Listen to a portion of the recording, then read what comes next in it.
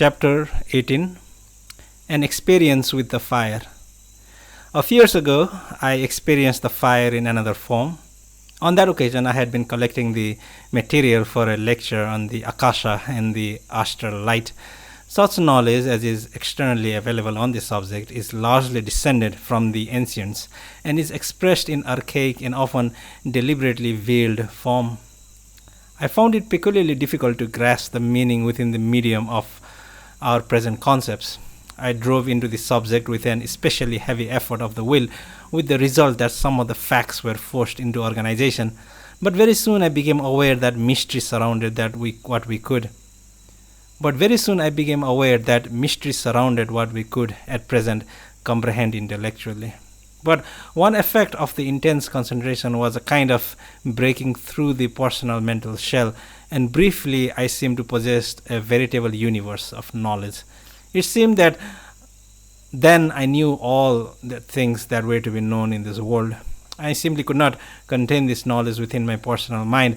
Presently that knowledge would have burned up and destroyed this brain and nervous system had I remained in the rapport with it for any appreciable period of time. So before I could assimilate any of this knowledge concretely, I had to withdraw the concentration. Still, I retained enough to know that I knew behind the veil. Now, from that experience, there were after effects to overcome which required some years.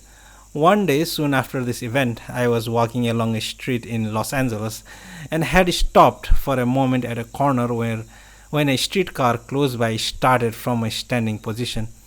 I was evidently within the range of the electromagnetic field. Footnote: this field must have been the inciting cause, as there were later similar, though less intense, experiences of the same sort when electric cars passed near me.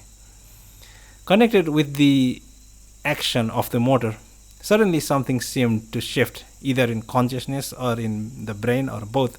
For a moment I lost orientation with the body. I cannot describe the feeling quite correctly, for I know of no other experiences that are analogous, but it seemed to me to be an incipient leaving of the body.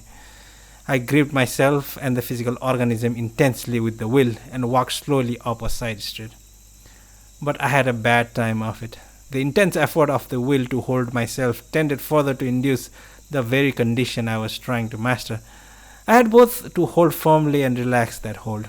It was a kind of tightrope walking, for either too much relaxation or too much concentration had the same effect of tending to dislodge me from the rope, which in this case represented walking in the body in this world.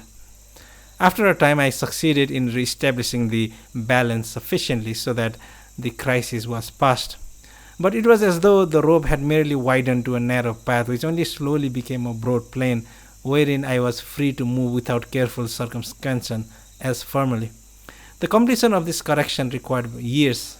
For a long time I had to be careful in the vicinity of streetcars, and also had to abandon reading metaphysical literature, for I found the reading of the sacred doctrine or the crest jewel of Sankara had the same effect.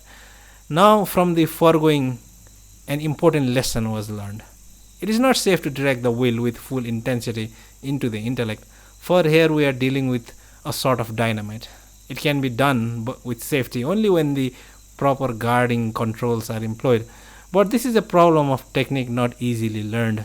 When one concentrates in that way, he invokes an inner fire, and that fire can easily be too much for the organism. The fact is that the fire of knowledge is too intense a flame for the human organism to endure if it is not sheathed in the water of life, the current which is bliss.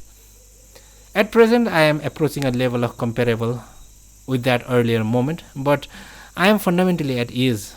The nervous organism is gathering strength.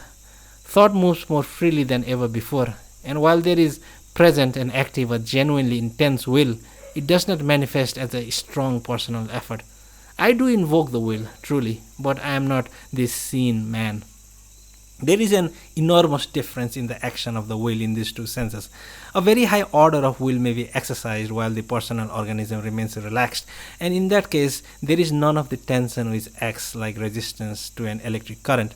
There is, then, an effect of flowing through with little or no resistance, and as a consequence the organism is not strained to the point of danger.